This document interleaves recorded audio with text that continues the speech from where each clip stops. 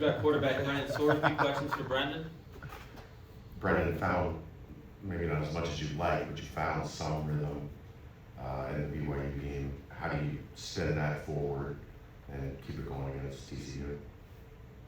Just go back to, early on in the year, we were just out there having fun and just letting it rip. We did that on Saturday night. We just made too many mistakes. So really it's just about playing clean while cutting loose at the same time, know when to take chances, just be situationally smart, know when to take care of the football. And there's also there's times whenever you can force the ball into some windows. There's times whenever you can be a little bit more loose with the football, but as an offense, we got to move as one in that department and, know when it's time to be aggressive and know when it's time to, pull back a little bit. Can you get the run game back going? Last year you nearly got 100 on them. Yeah, I guess we'll see. Obviously with the ankle a little banged up, I didn't think I was going to run all that much on Saturday. Ended up running a little bit.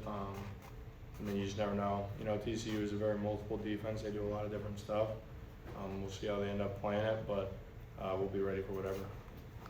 Is there a route that has a weirder name than Whirlyburg? Said that's what Cyrus scored on.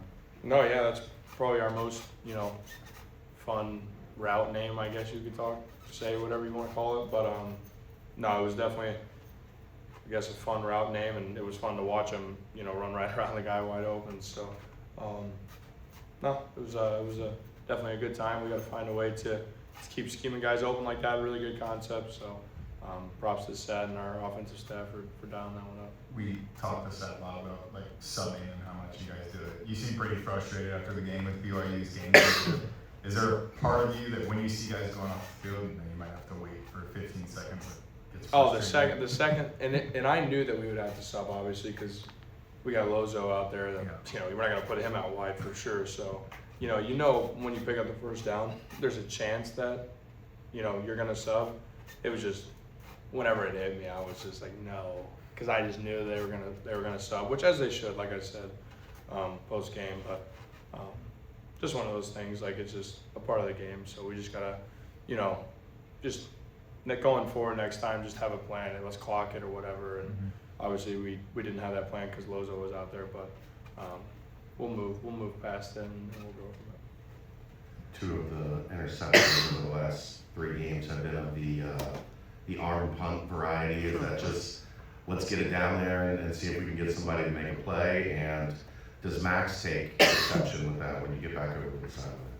Yeah, the one against Arizona was not so much the arm punt variety. I was more so just trying to put air under it. It was kind of an option route for Cyrus, so didn't really know exactly what he was going to do.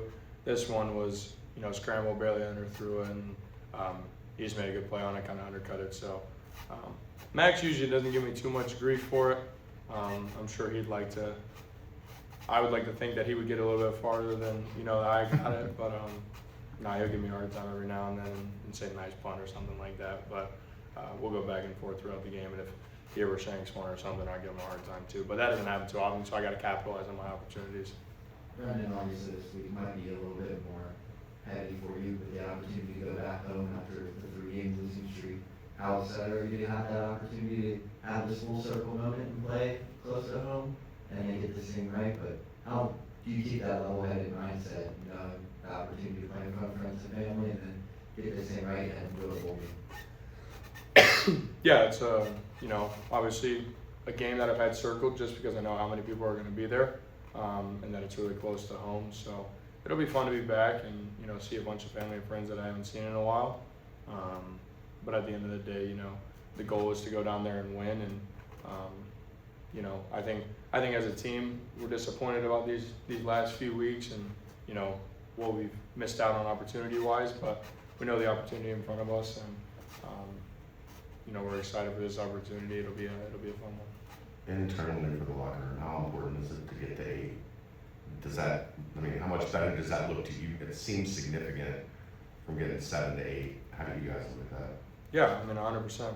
We've been preaching all week. 8-4 looks a lot better than 7-5. So it's kind of a no crap statement, but we know what's at stake. And we also just know there's limited opportunities with the guys in this locker room. I said that Saturday night. You only play with with one team one time, you know, and you only have so many opportunities with them. So it's about playing for the guys in the locker room too, finishing strong for them, especially our old heads. And you just never know in this world. So we just got to find a way to go out there and find a win for those guys and this staff and everybody that's poured into the season. Was it emotional to see Gavin's final home game? Yeah, absolutely. You know, all those guys, the guys that have stuck through it, you know, their entire journey and, you know, overstayed their welcome like Gavin and Dante. But, you know, those guys that have poured everything into this program and this city and, you know, props to those guys for that.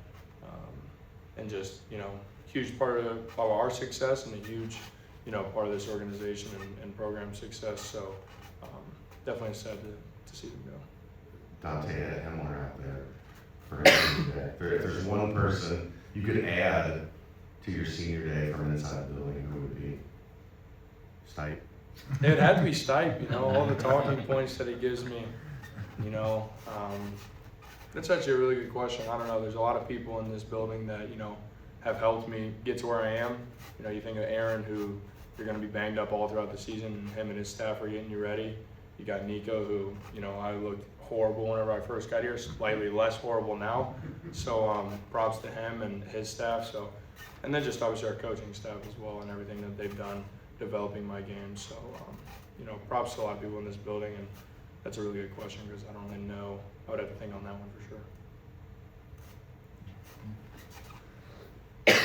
Brendan, following the game on Saturday, Coach Satterfield and this coaching staff made it a priority for you guys to kind of go embrace the fans after the game. How important was it to have that moment after the season you guys have had and really embrace the fans after a rough few years and get this thing back on track? How important was it for you guys as players to have that opportunity to kind of get back to them, to being invested in this program? Yeah, you know, that was the best environment that I've been a part of since being at Cincinnati. My first true nip at night, and it was awesome, and the fans showed out. I guess whatever way we could kind of return the favor to them by going back out there, you know, even after a tough loss, and just go show some appreciation for them, take some pictures, whatever they wanted.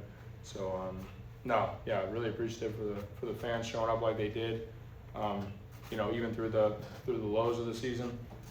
Obviously, we've had more success this year than last year, but you know, props to the fans for doing their thing and showing up Saturday night.